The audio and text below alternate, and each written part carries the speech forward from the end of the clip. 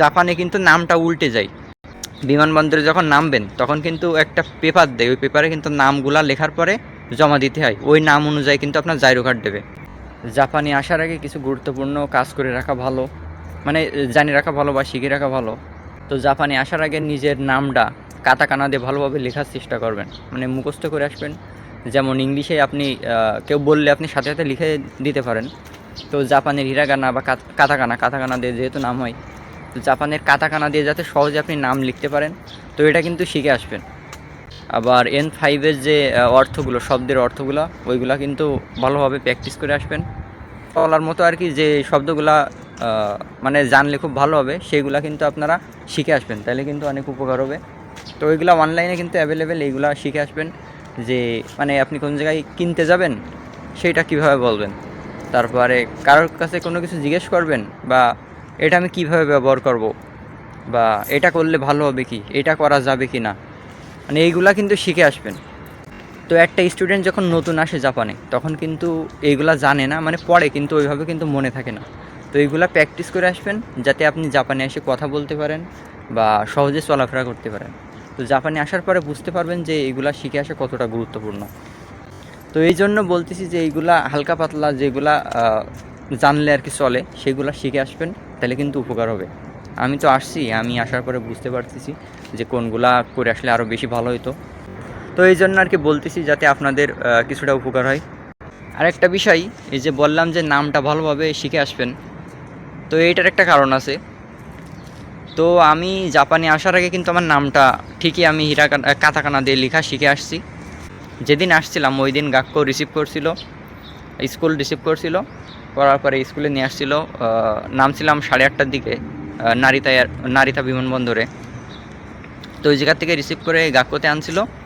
আনার পরে ওই দিনে কিন্তু সিটি অফিসে নিয়ে গেছিলো, মানে সব কিছু কমপ্লিট করে আসতে আসতে বিকাল হয়ে গেছিলো। আর পরের দিন আবার শনি রবি ছিল, সেহেতু ওই দিনে কাজ করা লাগবে, তা নাহলে কিন্তু আবার 2-3 দিন লেট হয়ে যাবে। তো এই জন্য আর কি ওই দিনে নিয়ে গেছিলো।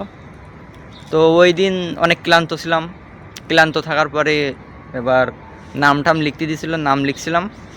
এবার আরেকটা জিনিস, জাপানে কিন্তু নামটা উল্টে যায়। আপনার নাম এমডি সালমান, প্রথমে কিন্তু এমডি রয়েছে মোহাম্মদ সালমান, তো জাপানে আসার পরে সালমান আগে যাবে, এমডি কিন্তু পিছনে যাবে। তো এটা কিন্তু আমি জানতাম না।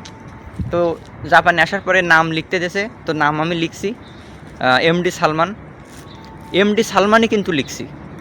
তো লেখার পরে ওরা সালমানের জায়গায় সারুমান, মানে কাতাকানায় হয় সারুমান, তো ওরা লিখছে সামান, সারুমান না লিখে সামান লিখছে, মানে একটা ওয়ার্ড তারা লেখেনি। তো তারা হয়তো ভাবছে যে এইটা সঠিক, ওইভাবে দিয়ে দিয়েছে হোকেনশো কার্ডে। আমার হোকেনশো কার্ড মানে হেলথ ইন্স্যুরেন্স কার্ড যেটা বলে, তো ওইটাই নাম আমার ওইটা দিয়ে দিয়েছে। ওইটা কিন্তু পরে আমার সিটি অফিসে যাই কিন্তু আবার ঠিক করা লাগিয়েছে, মানে 1-2 দিন নষ্ট হয়ে গেছে সময়। তো যেখানে নাম দেবেন ভালোভাবে দেখে কিন্তু চেক করে নেবেন, কারণ জাপানে প্রথম যখন আসবেন তখন কিন্তু নামটা খুবই গুরুত্বপূর্ণ। আর নারিতা বিমানবন্দর বা জাপানে বিমানবন্দরে নামার পরে আপনার নামটা কিন্তু খুব ভালোভাবে লেখার চেষ্টা করবেন। বিমানবন্দরে যখন নামবেন তখন কিন্তু একটা পেপার দেয়, ওই পেপারে কিন্তু নামগুলা লেখার পরে জমা দিতে হয়, ওই নাম অনুযায়ী কিন্তু আপনার জাইরো কার্ড দেবে। ওই নাম দেখে আপনার সাল ওইগুলা দেখে কিন্তু আপনার জাইরো কার্ড সাথে সাথে বানায় দেবে। মানে জাইরো কার্ড পাইতে আপনার 2 মিনিট, 1 মিনিট, 1.5 মিনিট লাগে। আপনার নামটা দেখবে, সাথে সাথে প্রিন্ট করে আপনারে দিয়ে দেবে। তো ওই জায়গায় ভুল হলে কিন্তু জাইরো কার্ডের সমস্যা হয়ে যাবে। তো জাইরো কার্ড বা বিভিন্ন গুরুত্বপূর্ণ যেসব কাগজ, জাপানে আসার পরে যতগুলো কাগজ আপনি বানাবেন সবগুলো কিন্তু খুবই গুরুত্বপূর্ণ। তো বি কেয়ারফুল, ভালোভাবে লেখার চেষ্টা করবেন নামগুলা, আর লেখার পরে চেক দেবেন। আমার কিন্তু একবার নামে সমস্যা হয়েছে, এই যেটা বললাম, তো এই জন্য কিন্তু বলতেছি, তা নাহলে কিন্তু বলতাম না।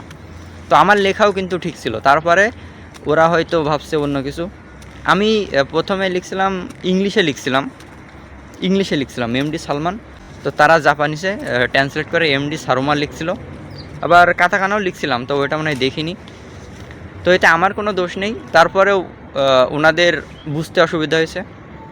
তো আপনারা অবশ্যই নামটা কিন্তু ভালোভাবে শিখে আসবেন।